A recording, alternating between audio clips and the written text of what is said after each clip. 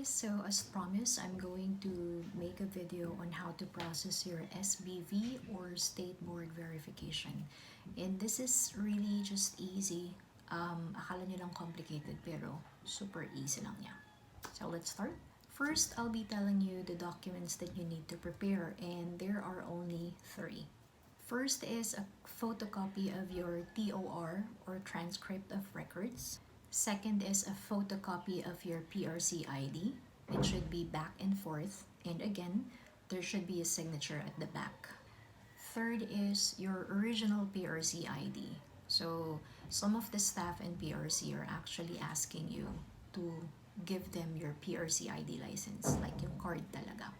Now, another thing that you need to accomplish is the Stateboard Verification Slip.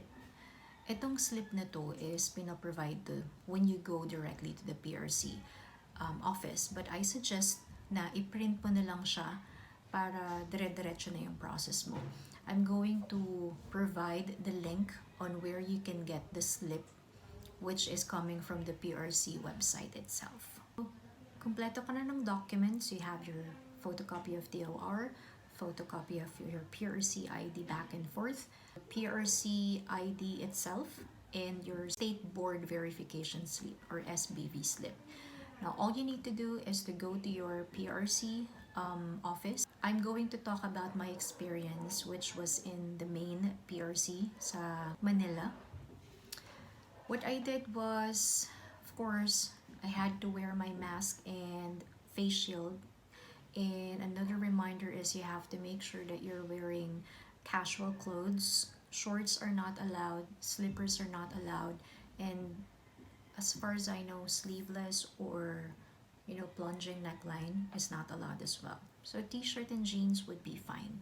Since I already printed my SBV slip online, nag-fill up na ako ng form, dumiretso na ako agad sa cashier.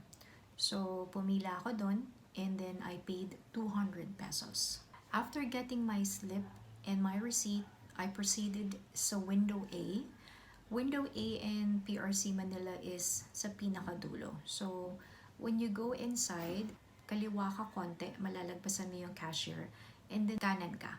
So sa pinakadulo, parang may extension. Go inside, and then you're gonna see different windows there. Hindi ka maliligaw, promise. Proceed to window A. Yun yung pinakaunang window. All you need to do is to give your SBV slip and the receipt as a proof na nagbayad ka na ng verification mo. Si ate girl na staff is going to ask you to log in your name dun sa logbook. Just write your name, and then uwi ka na. Very easy, right? All you need to do is to wait for a few hours, hopefully na ma-verify ka, because that's what happened to me. Now, what if you are abroad or you are far away from the PRC office? Then definitely you can ask someone to process this SBV for you. So what are the documents that's needed? Same thing. Copy of your TOR, a copy of your PRC ID license, and an authorization letter. The authorization letter should contain the name of the person you are authorizing to get or to process the SBV for you, your 3 signatures para ma-verify nila na correct yung signature mo, like pare-pareho sila, photocopy of your ID, and a photocopy of the ID of the person na i-authorize mo to process the SBV for you, and slip as well, the SBV slip. Same thing, once your authorized person is done paying the SBV, then he or she can proceed to the window A, bigay lang yung receipt and the form, and then log in the name of the person who wants to be verified. And that's going to be you, not the name of the person you authorize to verify your SBV. That's it. Very easy. So, in some cases, there are people na natatagalan bago sila ma-verify ng PRC. If that happens, sometimes the PRC is saying they did not receive any link from NMC. So, all you need to do is send an email to NMC, and nagre-reply naman sila usually, no? Sometimes, within a span of few hours or after a few days or just after a day. It really depends. But if in case natagalan kayo sa pag-iintay ng email nila, then you can also call them. Guys, let me also tell you about the CRM number na sinend ng NMC in your email. So in PRC main, I was not asked to write the CRM number, so I did not do that, but I can read from other posts that in other branches of PRC, they are being asked to write in the CRM number in the SBV slip.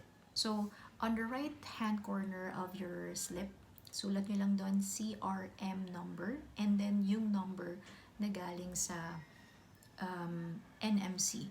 And I think, if I'm not mistaken, it starts with 0000. Okay? Since you are already in the PRC processing your SBV, why not process your Cogs as well, or Certificate of Good Standing? Certificate of Good Standing, it's like getting a good moral character from your school. It's a proof na wala kang ginawang any anomalya related to your license or something like that. Getting Cogs is pretty easy as well. In the Laris or online account, you can request for an appointment for that. Pero kung ano yung appointment na nilagay mo, hindi talaga siya nasusunod. Okay lang pumunta ka sa PRC before your date of appointment. So, it can be processed at the same day when you process your SBV, just to save time and effort. I will be creating another video just for getting or requesting your Cogs alone. And itong Cogs na to, you might be asked to upload this in your NMC registration. For me, I wasn't asked that. I don't really know why, but for other applicants, when they registered in NMC, they were asked to upload that. So you might want to get that as well. You can get that the same day, probably after an hour or two after mong mag-request ng Certificate of Good Standing or Cogs. I think that's it. So good luck in your application. Bye.